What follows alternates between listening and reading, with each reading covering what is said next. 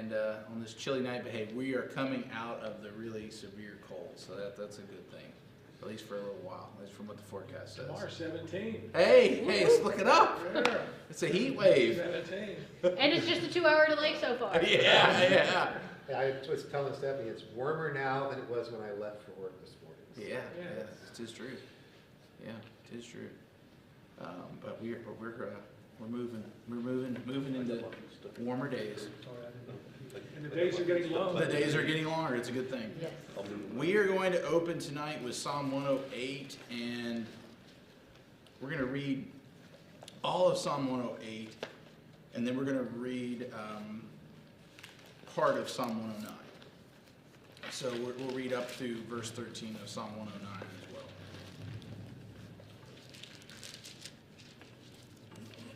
So Psalm 108, and then up through part of Psalm 109. Psalm 108, a psalm of David. My heart is steadfast, O God. I will sing praises even with my soul. Awake, harp and lyre, I will awaken the dawn. I will give thanks to you, O Lord, among the peoples, and I will sing praises to you among the nations. For your loving kindness is great above the heavens, and your truth reaches to the skies. Be exalted, O God, above the heavens, and your glory above all the earth. That your beloved may be delivered, save with your right hand and answer me. God has spoken in his holiness. I will exult, I will portion out Shechem, and measure out the valley of Sukkoth. Gilead is mine, Manasseh is mine. Ephraim is also the helmet of my head. Judah is my scepter. Moab is my washbowl. Over Edom I shall throw my shoe. Over Philistia I will shout aloud. Who will bring me into the besieged city? Who will lead me to Edom? Have not you yourself, O God, rejected us? And will you not go forth with our armies, O God? O give us help against the adversary, for deliverance by man is in vain. Through God we will do valiantly, and it is he who shall tread down our adversaries. Quite the call there of David, like to go with them in the midst of battle, and you can see they've lost, which this reminds me of where the ark is not with them, and there's that whole time period where the ark is in Kiriath Jearim, right, and it's away from them, and all that of bringing it to the city of Jerusalem, and all the defeat that had happened with Saul there toward the end, even his demise, him and his sons. But Psalm 109, we'll read up through verse 13. O God of my praise, do not be silent, for they have opened the wicked and deceitful mouth against me. They have spoken against me with a lying tongue. They have also surrounded me with words of hatred and fought against me without cause. In return for my love, they act as my accusers, but I am in prayer. Thus they have repaid me evil for good and hatred for my love. Appoint a wicked man over him, and let an accuser stand at his right hand. When he is judged, let him come forth guilty, and let his prayer become sin. Let his days be few, let another take his office, let his children be fatherless, and his wife a widow. Let his children wander about and beg, and let them seek sustenance far from their ruined homes. Let the creditor seize all that he has, and let strangers plunder the product of his labor. Let there be none to extend loving kindness to him, nor any to be gracious to his fatherless children. Let his posterity be cut off, and in a following generation let their name be blotted out. Wow, those are some tough words. Doesn't sound like he's loving his enemies. It does not sound like he's loving his enemies. But so we read something like that, right, James, out of what you said. We read something out of that, and it's like, wow, David's he's got a mean streak going on here, right? I mean, he's really struggling with this. But yet, there also is the fact of whoever this is, they have done wrong. They have wronged their neighbor, and thus David is saying, God, you need to deal with them in the way that they need to be dealt with, because they're living forth evil. They're living forth in a manner that is wrong, that is unjust. And so, And here are some suggestions. here's a few ways. Here's a few ways you can carry this out. You say vengeance is yours, Lord, but I'll help you with fill in the details. In case wondering what to do. Yeah. Allow me to. Yeah, but I think a key thing there is, and if we were to read on, he talks more about what's going on, and then he moves to say, Lord, help me in the midst of things. But because of their treachery, because of their rebellious actions, because of their wrongdoing, David is crying out saying, Lord, this has got to stop. This has got to stop. I think one of the interesting things too is David is not taking it upon himself to do it. No, yeah, he's letting putting the, it in the yeah. hands of God. Yeah, saying, Lord, you gotta handle this one. Which again, vengeance is mine, says the Lord. Not vengeance is David's. And that's a major point here. Yeah. So, and if you were to read into verse 21, he talks about how God has been gracious to him. And so in many ways, even though his words here are pointed to say almost in a cursing manner against whoever this is, he actually is dealing out grace because he's not actually going after them. He's not returning evil for evil. He's asking God to bring justice in his own way. Still very, very slippery slope if we're not careful. Gotta be careful. Several things for us tonight, just some announcements. Next Thursday, not this Thursday, not tomorrow, but next Thursday, blood drive. The Red Cross will be in the AV from 11 to 5, and there'll be some soup. After you get done giving blood, there'll be some soup to eat and just some snacks and some drinks there just to give your system a boost after giving blood. Last time I was glad to have some soup after I gave. I didn't feel bad, but it was good. But that's 11 to 5. If you'd like to do that, please register online. It just makes things easier for both you and the Red Cross because that you're already in the system. They got everything, and then they just verify who you are and you move on. But you can certainly come. It also helps them know how many are coming, and that's also a good thing. So that's next Thursday, the 30th. Overtime for youth is on the Friday the 31st. That's from 8 to 11. On the 1st is the food pantry. Book club will be on the 2nd. Then teen quiz is on the 8th of February. Yeah, we're already talking about February because it's not far away. Mike and I were talking about earlier. February is on its way. It's moving here quick. Where's the teen quiz? Weirton. Okay. Yeah. Weirton on the 8th. And then the 9th is the Super Bowl party at the Knock. No, the Steelers won't be in it. And, well, it's down to the Chiefs and the Bills and the Eagles and the Commanders. Okay. We'll see what happens with that. And so those are just some things heading our way. And also, the prime timers, just to put this before you, the next prime timer gathering, I know we just had one yesterday, but the next one will be the 13th, Thursday, February 13th. And it'll be 12 to 3 at the Knock. So it'll be a hearty pasta lunch. Hearty, yeah. Hearty pasta, yeah, because it's February. Yeah, I don't know about that. Hardy or Hardy? Both. Who Because were the Commanders, by the way? Who were the Commanders? Washington, Washington. used to be formerly known as the Redskins. Washington Redskins. I think Trump did an executive order to take them back to their old name. Let's see what Josh Harris has to say about that one. Yeah, we'll see what happens. We'll see. Look out. But yeah, a lot of good things. So, what's that? I said it's probably in there somewhere. It probably is one of them. Yeah, definitely. Well, we're going to move into Matthew 12 tonight, and we've been moving through the Gospel of Matthew at our own pace.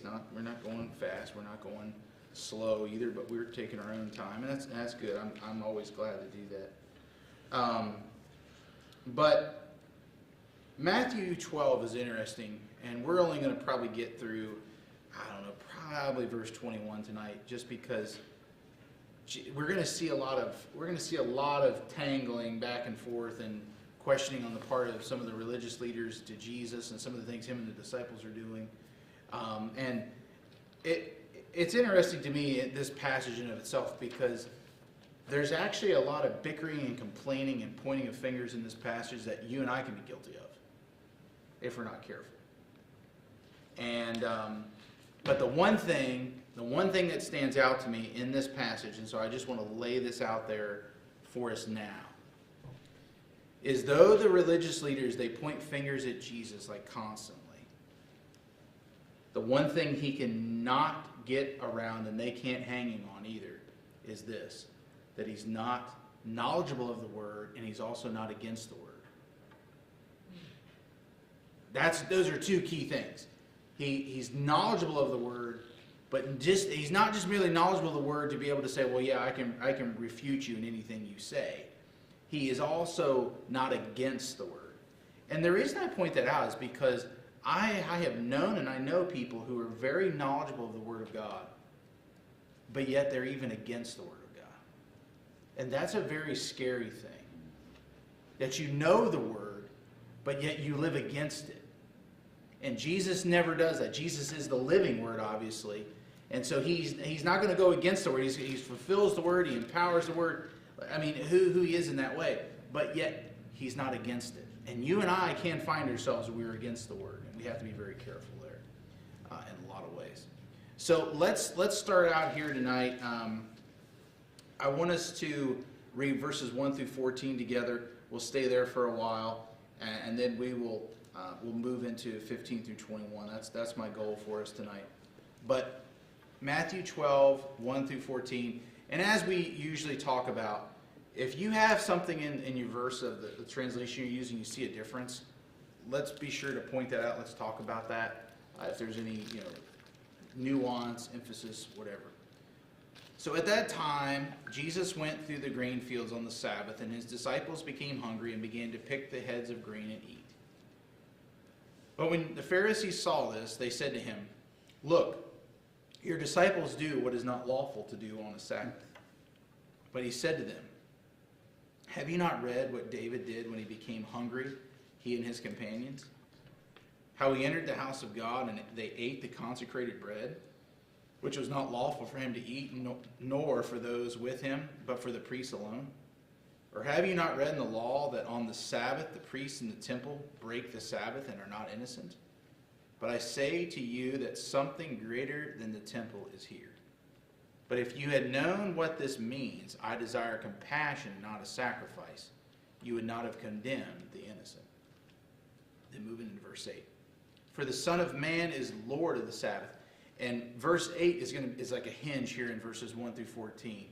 Everything before it's connected and everything after. And it's just kind of doing one of these where and guess who's the hinge? He is. Jesus is the hinge point here. "Departing from there, he went into their synagogue, and a man was there whose hand was withered, and they questioned Jesus, asking, 'Is it lawful to heal on the Sabbath?' so that they might accuse him. And he said to them, 'What man is there among you who has a sheep? And if it falls into a pit on the Sabbath, will he not take hold of it and lift it out? How much more valuable then is a man than a sheep? So then it is lawful to do good on the Sabbath.' Then he said to the man, 'Stretch out your hand.' He stretched it out, and it was restored to normal like the other. But the Pharisees went out and conspired against him as to how they might destroy him." Now, that's a lovely thing, isn't it? Doing good on the Sabbath, and they're going to get rid of you. It's wonderful. So, so just those 14 verses, how would you describe the feel of this grouping of verses as we're moving into chapter 12? How would you describe it? What's the feel? Lawfare. Lawfare. Oh, it is lawfare. Yes, it is. Yes, it is. It is lawfare with a big L. With a big L. Yes, it is. Torah fair. It's Torah fair. Or at this time, Talmud fair. Right? It'd be more of the Talmud fair. Yep. The big list of the Babylonian Talmud. If you've ever seen the Babylonian Talmud, it's this many volumes in print. I mean, it's amazing how the religious leaders that as the exile had come to be, and they attacked the law in this terms of they meted out what it meant, and they worked hard. Right? It was huge, huge thing. Yeah. What else? Reminds me of a conversation between two people, and one side is very confrontational. Yeah. They take it very, you know what I'm saying? It's not taken away Jesus was trying to explain it. Right. So they became confrontational. Yeah.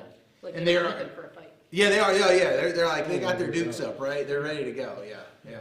It's kind of like when you, if you've ever seen, and this is not as much anymore, but when you see the boxers come in before the pre-fight thing where they weigh in, and it's kind of got that feel to Oh, it. You know yeah. what I mean? And there they are coming in, and they're like, When Mike Tyson- Psychology. yeah, psychology of the moment. Yeah, Psychological warfare. that's right. That's right. Anybody else? What do you think? What's the mood? How does this feel? And everything everybody said is true. I mean, there's no way around that. But anything else? Oh, we've already seen, sometimes Jesus is much more confrontational with them. I mean, Yeah. in answering, because something like a brood of vipers, I mean, he can be Yeah. very Yeah. blunt. Yeah. Yeah. Here, I still think he's kind of like confronting, but he's like not going as far as he's done before. Yeah, he's a little more tame. He's a little more tame or toned back a little bit. Yeah, yeah, Yeah. yeah. He's still pointed though. Mhm. Still very pointed. And he's not getting angry. He's not upturning tables. No. No. No. I think it's almost like, you have a Christian on a talk show, and one of the first things that they will ask is, do you agree what the Bible says about homosexuality? You know, I mean, it's a loaded question. Yeah, yeah, And they just want to see what you're going to say, and, you know. yeah. It's like step into this.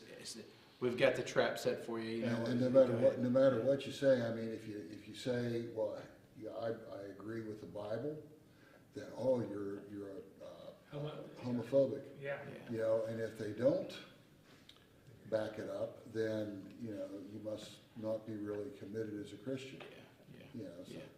just a Yeah. They're going to get you on question. both Yeah. ends. Yeah. Both ways. Yeah. Yeah. Yeah. It's like the discussion last week of you don't eat, and so you're demon possessed, and then you actually do, so you're a glutton, yeah. You're Like- glutton and you're demon possessed. right? Like, It's and one thing you catch from the Pharisees very easy is their fault finding. Oh, That's part of their game. mhm. That's why I said that though can be very near to us if we're not careful. In the life of the church, the family of God, we can be people that becomes our game. We can be fault finding people, which is dangerous. Now that doesn't mean, and I think we got to be careful here, because then what happens is we go this route. Well, the Bible says and the Lord says not to judge one another. Yes, but there's a difference between judging one another and then seeing the fruit that one another bear, right? Now, the Lord He's the vine dresser, as we know. The Father is the vine dresser. He's the pruner.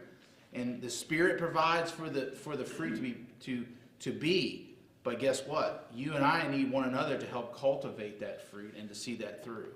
And that's a very much thing we can't miss. So, Jesus does say, you will know them by what? By their fruits. And listen, it doesn't take long for you and I to see bad fruit. It doesn't. But again, the issue there is when we see bad fruit, it's not a matter of simply judging, right? That's the issue. Judging just means I've got them, I've figured them out, boom, bada bing, set them aside, move them here, move them there, throw them out, whatever. It actually is saying, I see them where they are. Lord, you know where they are. How can they become more? How can they be set free? How can they be delivered? Whatever it is, and move forward in that way, right? So that's a different view. That's a much different way than just being merely a fault finder. You gonna say something, Carl? No. Oh, okay. You look like you were gonna say something. No, I pretty much agree I with was you. like, oh. I agree with what you said. Yeah. I think, if I remember correctly, it's in Romans chapter 14, where Paul is talking about the weak brothers. Yeah. And, they don't, some of them think that you can't eat certain things and they only eat vegetables, and some of them hold one day above another and others hold every day the same. And I think it's interesting, Paul coming out of his Pharisaical background to coming to a point to where, saying, well, and whether you believe this or not, it depends on your relationship with God and not on the laws and not on the rules that you try to keep all the time. Not that it gives us a license to live any way we want to. Right, right. But that we can, we don't put ourselves in a box. And, the thing with the Pharisees is they put everybody else in a box except for themselves. Yeah, I mean, they set the bar, right? They were working to set the bar in the way they could, and one of their biggest problems is, and this is not to say that some of them were not faithful, because that's definitely not. We can't say that all the Pharisees were not faithful in some sense. I mean, I think even persons we know in the Gospels, Nicodemus was faithful. Yeah. If he was not faithful, guess what? He never would have seen who Jesus was. Same thing can be said of Joseph of Arimathea. There's no way. So it wasn't like that the law had gotten so far in front of them that they couldn't see, they couldn't hear. But the matter was what contributed to that, and I think that's a really important thing we can't miss. But I think too, and Jesus says this, that the Sabbath was made for man, right? And not man, and not for the Sabbath. And he doesn't say that here, but that was going through my mind the whole time we're reading this passage. Because notice it doesn't say that the Lord was made for the Sabbath. He says the Son of Man is the Lord of the Sabbath, right? And so there's a key thing there. And what he's saying is, I am able to do good on the Sabbath because I'm the one who made it. It's my party and I'll cry if I want It's my to. party and I'll cry if I want to. That's right. Which Yeah. went over well with the Pharisees. It would have real well, yeah, because that's a statement of blasphemy. Yes, That's it it's is. big time. Yeah. But part of this is when you're doing good means that, but the whole judgment here is, are you doing this to lift up the person? Or are Yes. you doing this to put down the person? 'Cause Right. The Pharisees were trying to drag everybody, judge them, and make them feel guilty about their lives. Whereas Jesus was trying to lift people up and bring them closer to God. Yeah. And heal them. And, that's where it comes back, that's where some people, I think, lose sight of, it's not balls right or wrong, because I know people who love the rules. Yeah. Oh yeah. Yeah. And I live half my life and work in the gray area instead of the rules, this is yes or no. Yeah. But they're so rule followers, they forget the compassion. Yes. They The forget rigidness. the Yeah. rigidness, Yeah. They forget that compassion and helping. Yeah. And I think too, we know boundaries are important. Boundaries not just merely from the word, but just in life in general. We need boundaries. Like, boundaries are good things. Boundaries really provide us safety, stability, those type of things. Hey, there's Kevin. He looks cold. Hey, Kevin. Just a little bit, yeah. But, boundaries are really important. And borders. And borders. Oh, boy. Oh, Dick, you're really full of those political puns tonight. Man, we are like on a roll tonight. Yeah, he's going Flying with left it. and right. Yeah, look out. But boundaries are really key. And there is realities of safety and stability and all those things that are playing into this. And you can sense in what Jesus is saying here that in these moments, the Sabbath was not meant to be a boundary so that good couldn't be done. Right? That's preposterous. The Sabbath had boundaries so that there could be rest.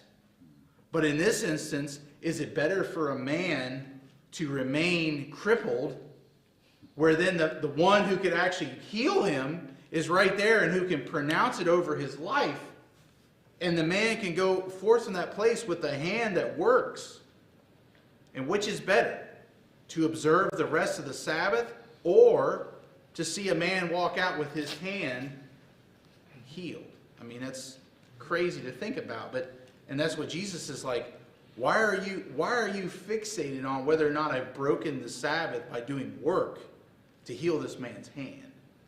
When the good thing you should have marveled at the goodness of God in this moment. And they don't see that, right? So again, a question that goes to these first 14 verses is, what is lawful, right? But then I think a question we could ask of the Pharisees in this moment is, what is awful?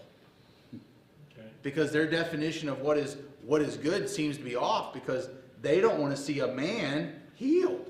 They're just kind of like, okay, you know, you shouldn't step out of that. Jesus, you've crossed the line. You shouldn't have done that, Jesus. What's the matter with you? And yet it's much more than that. It's much more than that. Looking at verses 3 through 8. What are and this is actually, to Jesus it's indirect. They're more actually going after the disciples. What is their charge? What is their charge against the disciples, and how does Jesus respond? Like, what's the problem? Their charge was they broke the Sabbath by picking. doing work. And Yeah. Jesus responds by saying, well, hey, look what David did. Yeah, look what David did.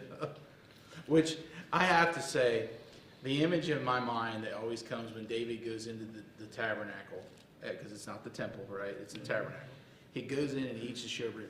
The image in my mind is from Indiana Jones, where they open the Ark of the Covenant and they all melt, right? That's what the image in my mind. You think that's what happened to David, because he went. I mean, think about where he went. He went where the priests were only supposed to go. He went into a place that was set apart, but yet he's the man on the run. I mean, he is. He's on the run because Saul wants he wants him dead. And in fact, showing his face in the tabernacle, that was kind of a scary thing in and of itself, because the priest was related to Saul, a marriage, or somehow there was some relation there. And so, and obviously Saul had connections to the high priest and different things, but I mean, it was not, David wasn't walking in there and, he was like, oh, they're not going to know who I am. No, I mean, and so he goes in and he eats the showbread, which was meant for the Lord. I mean, it's a major deal, right? Saul killed the priest. Yeah, but he knew him. There was some connection there. I can't remember exactly, but he did, because he let David basically get by. Right. Saul was on that spree, there at the end, but not a good spree either. But yeah, he enters there and he eats that, but it was for priests alone, right? But technically it was before the Lord, because it was there. It was there in that way. So then you have that, but then look at verse 5. Verse 5 though is kind of pointed at the religious leaders. It's really pointed. Or have you not read in the law that on the Sabbath the priests in the temple break the Sabbath and are innocent? Whoa. What's he talking about there? The priests have to perform their duties on the Sabbath. They're doing the sacrifices and doing the different things, and so guess what? They're doing work. Mm-hmm. They're doing work. Not for thee, but for me. Yeah, right. Yeah, I mean so they are actually not resting. They actually they had to travel, right? Because remember, the law said that you could only go so far on the Sabbath, right? You can only do certain things on the Sabbath. And in this, the priests actually are going. They're going and doing, and they are declared innocent because they are performing something that the Lord has asked to be done. So, in this instance, he's really saying, but isn't that an interesting verse, though, to speak to here in this instance? And the fact that he started it too with, have you not read the law? Yeah. You guys need to brush up. Right? Like, But why would he point out that the priests are innocent in that? And he's not, but they weren't talking about priests. Who were they talking about? Who'd they pick at? The disciples. Well, wait a second. The last I knew, those boys didn't make it through Torah school. They failed. Yeah, They didn't cut the mustard. They weren't certified. They weren't certified, right? So they didn't make it. So why would Jesus infer this here about them? Because he has to be, right? I mean, he's not arguing for himself. because they're not after him. So what could he be implying here? It's okay for the priest to break the Sabbath, but it's not okay for the common person to break the Sabbath. Right, but look, tie in verse 5 and verse 6. The priests are innocent in their work. And what does verse 6 say then? Something greater than temple here. Uh-oh! And it's like, hey, religious leaders, you see these boys with me that you're accusing of eating the heads of grain? They were sent out not too long ago, and what were they doing? They were proclaiming the good news, and they were casting out demons, and they were healing the sick, and guess what? They've been doing something greater than what you all are part of. Oh my! That's a little pointed, Colin. Yeah, but it's more subtle than the direct Hebrew vipers. Yeah, it's not name calling, but it's still it's saying, pretty hey, strong. they're doing something more significant than I you. think, too, he's referring to himself. He definitely is. He definitely is. You know, that I am greater than the Sabbath. Yeah. And well, and in verse 8, it's going to tie in. That's why I said it's a hinge, because it's saying, hey, remember, who are they with? Who are they working for? Who are they working with? They're with me.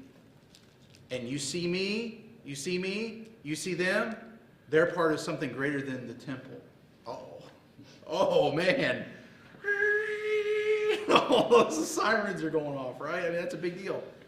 And then in verse 8 is like the cream on. It's like the whipped cream and cherry on top, because it's like he said, I am the Lord of the Sabbath. Oh no. A couple of their heads explode. Yeah. And then, how about this? So you have verse 5 that's saying there are actually different priests than you. There's a different temple than you. I'll call it a higher, which, think about back to Matthew 5 through 7, the Sermon on the Mount. What does Jesus say? Your righteousness must exceed that of the Pharisees and teachers of the law. Doesn't say should, doesn't say may, it says must. Must. And he's actually showing that right here. He's going after the religious leaders in these verses. And he's saying, my priests are of a higher standard than you. My work, the kingdom, is of a higher standard than even the temple. And then look at verse 7. My compassion, the outpouring of compassion is greater than any sacrifice that is offered at the temple. Oh my. Whew. So, I mean, just these verses right here, I mean, you think about the impact of what's going on here, right? I think, too, some of them are probably like, they walk away and they're like, I think he insulted us. I think it's, yeah. I think there's the one guy, I always imagine there's one Sadducee or one Pharisee in the back who's like, oh, okay, and then everyone's like, He's like, Well, remember, look at, we read 14. What does verse 14 say? They left there, and what was their goal now? Oh, to get rid of him. Kill him. Get him out of here. Because he one-upped them. He said, hey, I'm not fooling around with you all. He said, because you can't see, you can't hear, your heart's not in the right place, your mind is not in the right place. You can't grasp what I have, who I am. And thus in that you fall so short. And he's not saying the disciples are the greatest thing ever here. Don't get it, the disciples have a lot to learn, they have a lot to become. But yet he's saying they have seen who I am. They have an understanding. I've revealed myself to them, and they have something special, and I'm here in their midst. So, now, look at verse 7 with I desire compassion. How does that ring true into verses 8 through 14?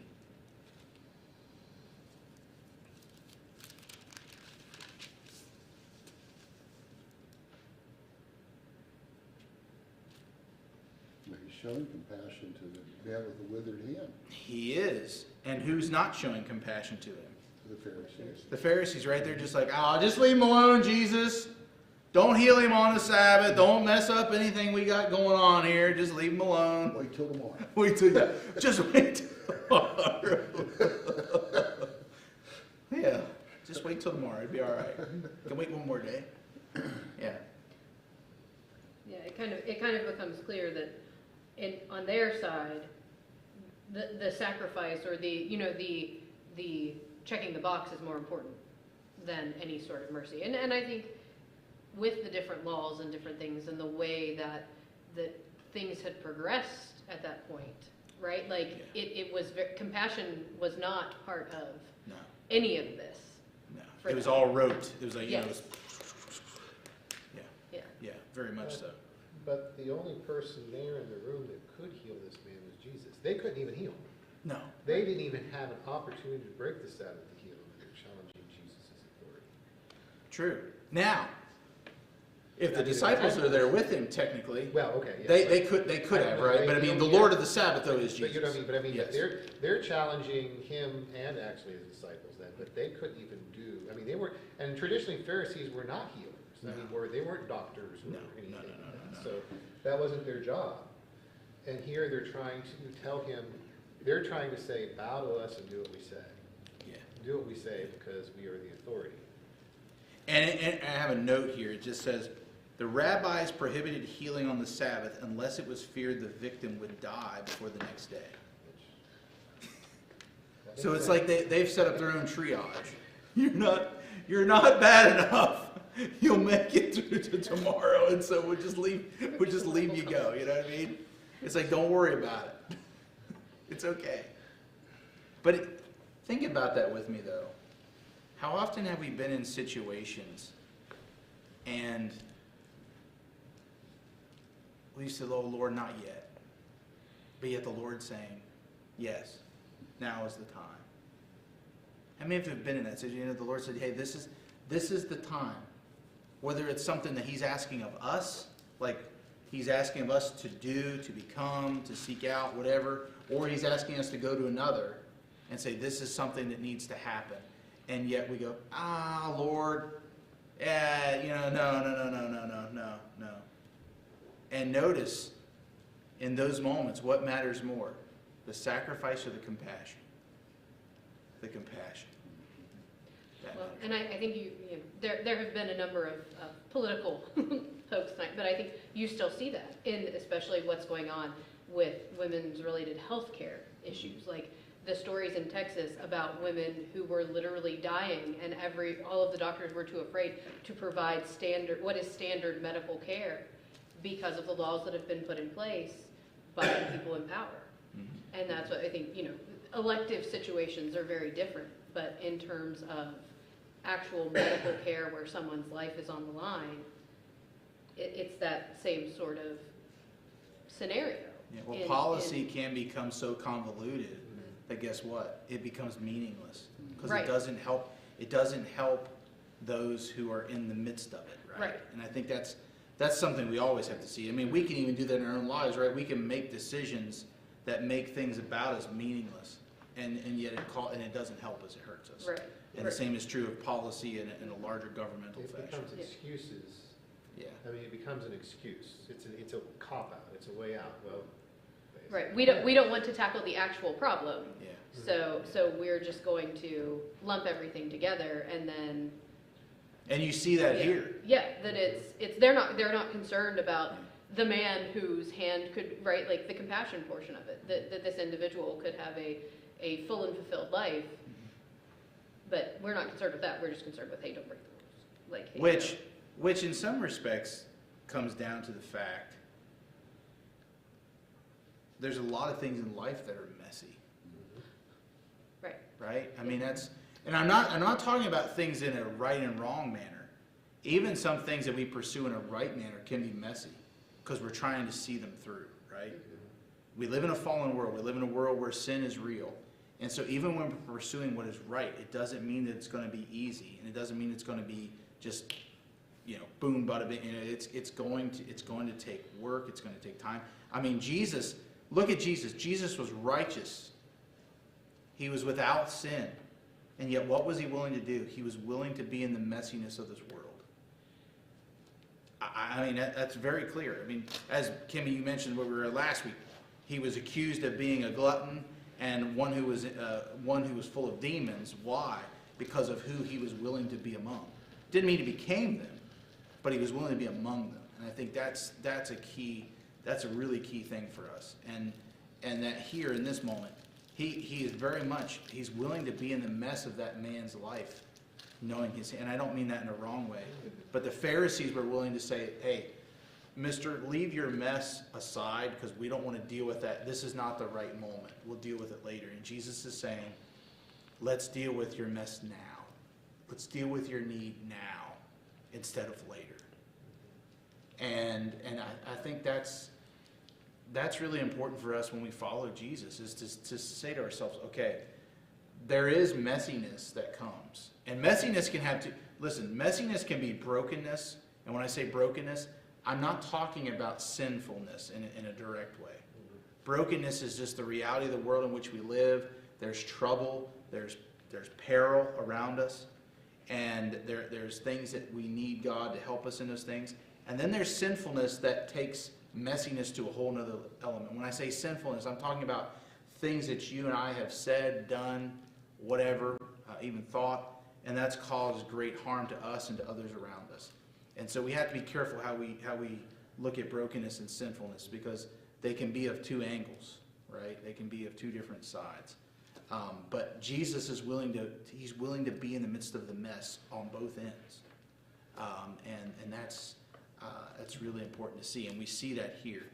And that the words there in verse 7, I desire compassion and not a sacrifice.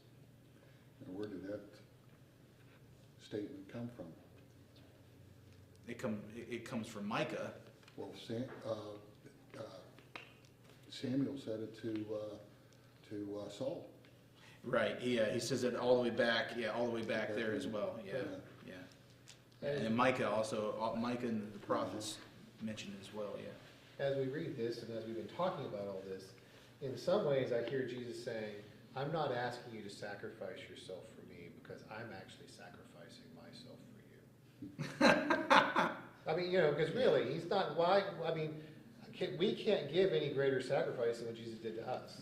He's not asking us to create sacrifice to make ourselves feel bad or to put us in some kind of punishment so that it becomes more honorable to him. He's saying, I sacrifice myself for you to heal all of mankind, and I want you to go out and heal in my name. Yeah. Yeah. He's not asking you to, yes, in some ways it's a sacrifice of my will to God. Right. But it's not a sacrifice of, like the fasting where they said don't go put on a big show when you fast. It's not about being impressive to the world or being impressive to God. It's about doing his work. Yeah. Well, and that brings to my mind Martin Luther, and I'm trying to remember which writing it is, but one of his writings is either the Babylonian Captivity of the Church or another one that he writes in the Reformation, right at the outset in the first 20 years. He talks about a theology of the cross and a theology of glory.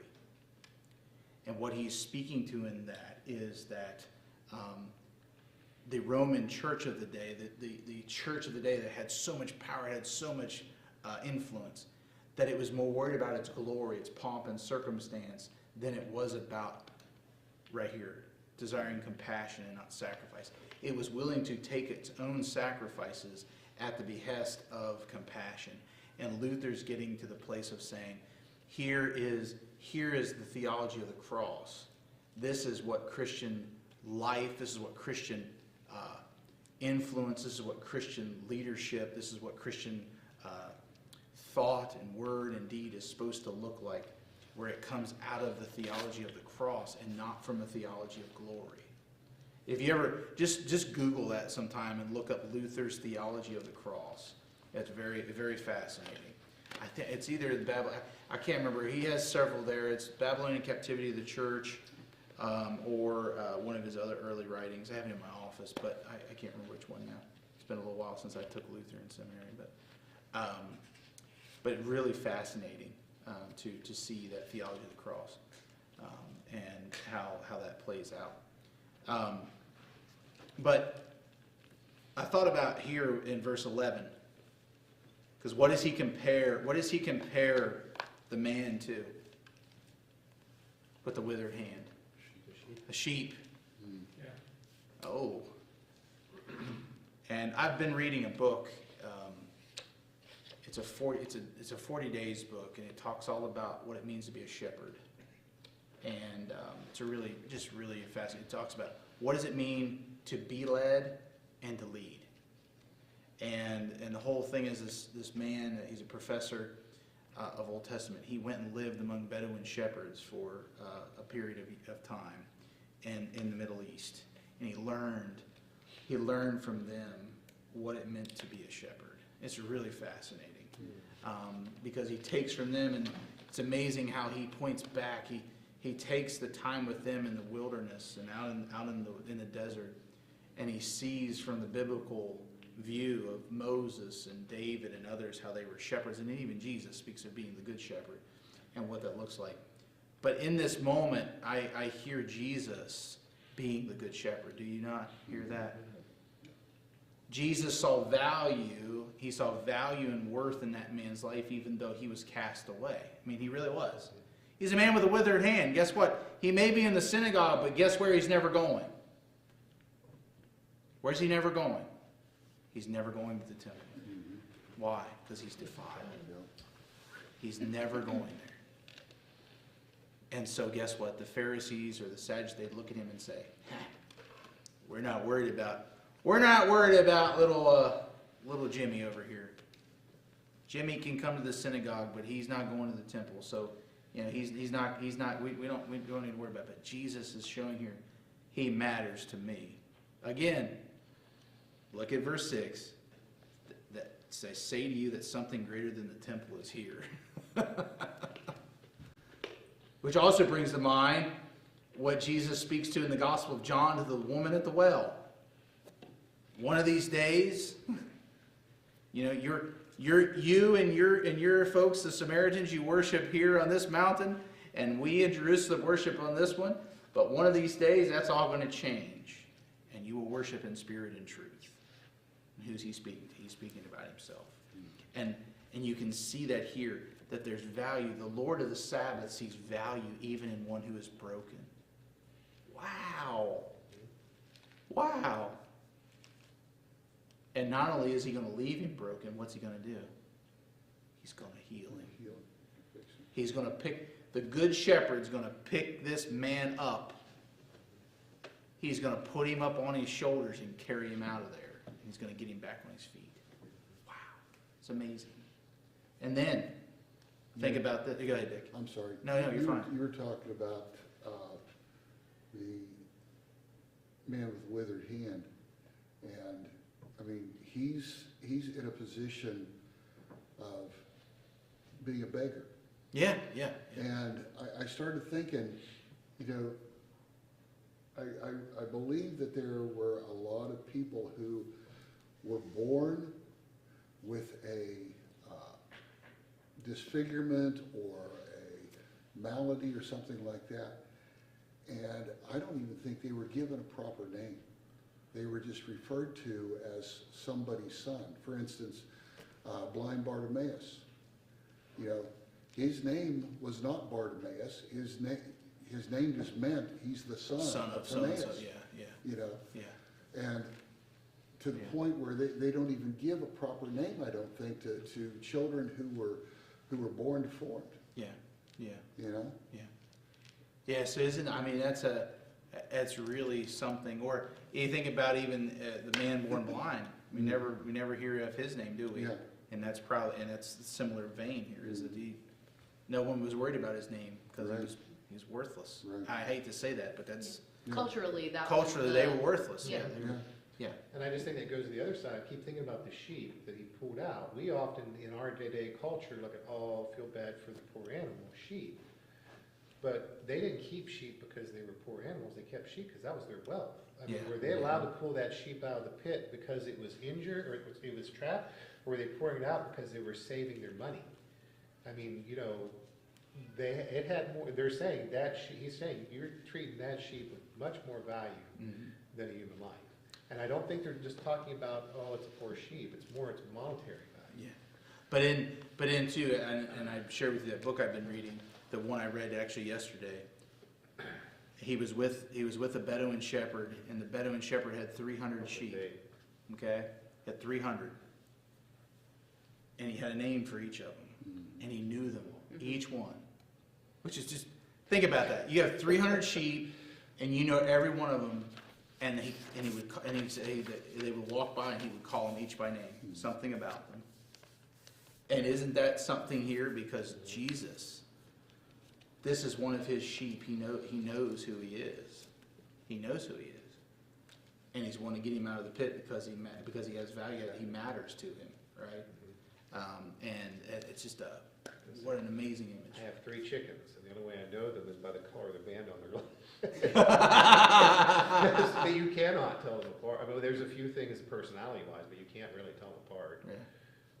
Yeah. You know.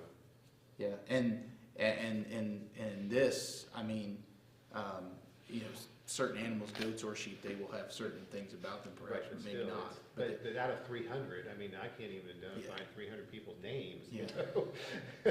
But it's amazing. It's amazing. Yeah. And the sheep know his voice. Yeah, and I was gonna. That's where I was headed next. Is the sheep know his voice, and he knows them, right? There's that relationship there, and so in a way here, Jesus is showing that as the Lord of the Sabbath, as the Son of Man, he is worried about people, and he's not worried about power or position. Whereas the contrast is the Pharisees and the teachers of the law, they're worried about power and position and not people. Which we see that play out the life of the church. We see that play out in politics, both locally, you know, state level, national level, world level, and we see that all the time, right? I mean, look in the Old Testament, you see how that plays out, not in good ways. For when you look at David and Solomon and others, Saul, you see how that comes, that they forgot they were meant to be a shepherd in a way that helped those around them. And Jesus never forgets that. Jesus never fails in that category. He's never failed you and I in that category. Doesn't mean we haven't been through rough things, because even a sheep can end up in a pit. And if truth be told, all of us in our lives, we've been through more than one pit. At the bottom of the stairs with a mini fridge on you. Yeah.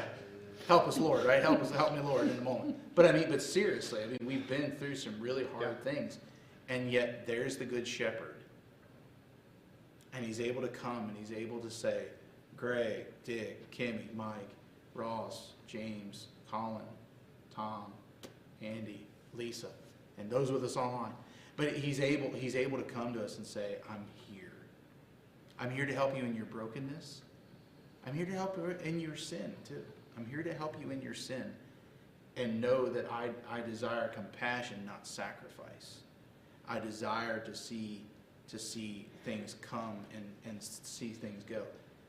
Look here at verse 13. Then he said to the man, stretch out your hand. What a moment, right? Just like the man who's sitting by the pool of Bethsaida. Get up and walk. This is that similar moment. Stretch out your hand. I mean, who knows what his hand looked like? Maybe it was like this, or or it was so crippled. And he says, stretch out your hand. Can you imagine? Who knows how long his hand was crippled? And Jesus says, stretch out your hand. Stretch out your hand. And he stretched it out, and he was restored to normal like the other. So you see a level of faith that Jesus had given this man, as God gives a measure of faith to us in our condition, in our need. And in this, he's able to respond and receive and respond to what God was asking him, and his hand was restored. Wow. Amazing. Amazing. So in a sense, Jesus shows forth compassion to the man here. And guess what? Does the man with the withered hand show forth the sacrifice here? Does his response bring forth the sacrifice? I mean, it's not bringing an animal sacrifice, but is it a sacrifice? Yes, because it's an action of obedience. Just as a sacrifice is an action of obedience. This, in listening to the word of God, the one who's standing there and tells him to stretch out his hand, what does he do? He stretches his hand out. He didn't say, no, it's the Sabbath. Right, No, yeah. Or like, hey, I don't want to get involved because he's just heard all He this. can say, oh yeah, these guys conversation. are, no, I'm not getting on these guys' bad side here, no. Right? Right. But he stretches in, and think about this. He received compassion, and the only thing he could do in response was do something out of sacrifice. A sacrifice of obedience. And I believe that once he had received that, I'm pretty certain that it was not merely just a sacrifice of obedience, it became a sacrifice of gratitude. Because he was brought back to normal, as we hear there. And I don't think Jesus did it in a way that was like, hey, Pharisees, in your face.